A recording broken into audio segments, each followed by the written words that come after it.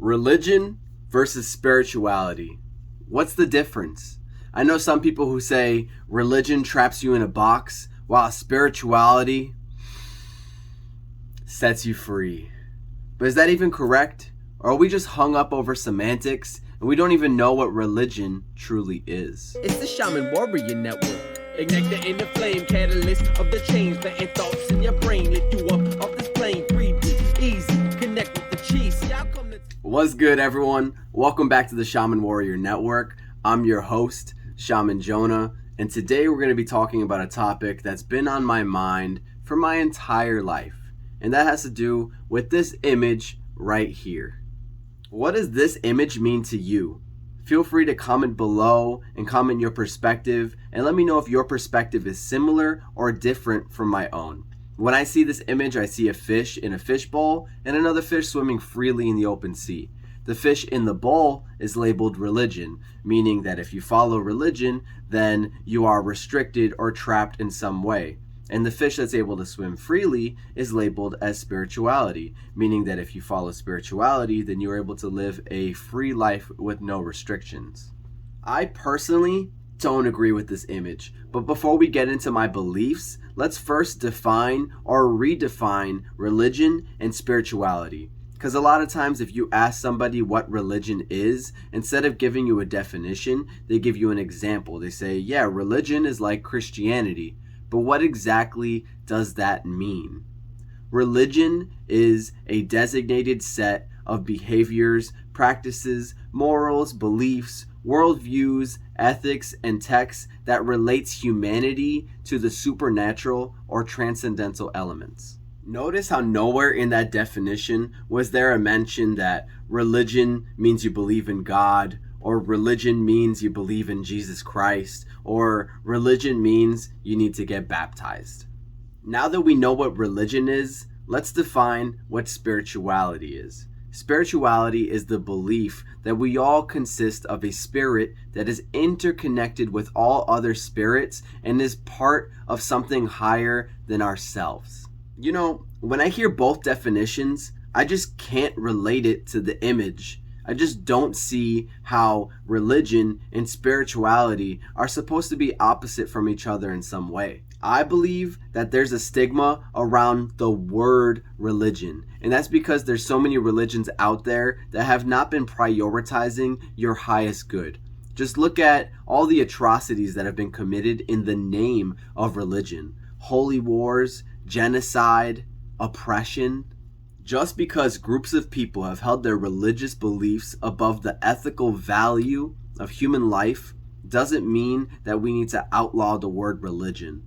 Religion doesn't mean Christianity. Religion doesn't mean Judaism. And religion doesn't mean Islam.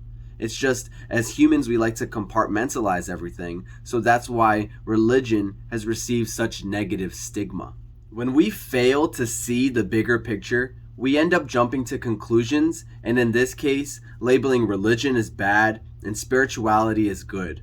But at the end of the day, spirituality has a lot of the same core beliefs and truths that can be found in many other religions. And in fact, spirituality can be considered just another religion that I find truth in. In fact, I believe that all religions have some truth to them, and you can't be a spiritual person without also being a religious person. Because if you're spiritual, you probably have a designated set of beliefs, behaviors, and practices that you follow. And that is the definition of religion. Now, the issue here is that we're caught up on semantics. Don't outlaw religion because there are some religions out there that are restrictive. There are also religions out there that teach conscious awareness, that teach you to connect with your spirit and teach you that we are all one.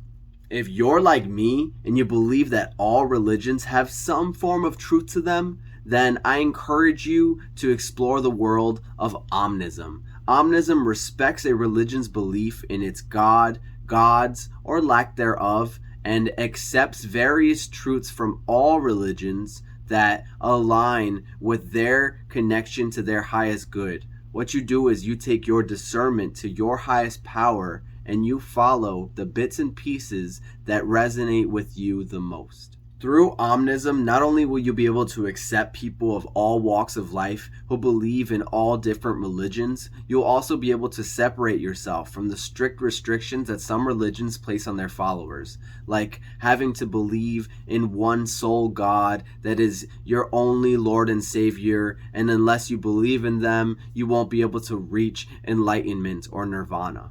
And yo, that is crazy talk, man. I'll admit that type of thinking does restrict you. That type of thinking does limit you. It does put you in a box. But just because some religions believe in those beliefs does not mean all religions do. So that's why I encourage you to explore omnism. I encourage you to explore all religions. Find the truths that resonate with you. You'll realize that the more you explore different religions, the more you explore yourself, the more you learn about this world, the more you learn about your spirituality. Thank you so much for watching today's episode on the Shaman Warrior Network. If you liked the video, like the video, and subscribe to the channel for more content. Posting videos every Wednesday about being your authentic self, igniting the flame, and living to your highest good.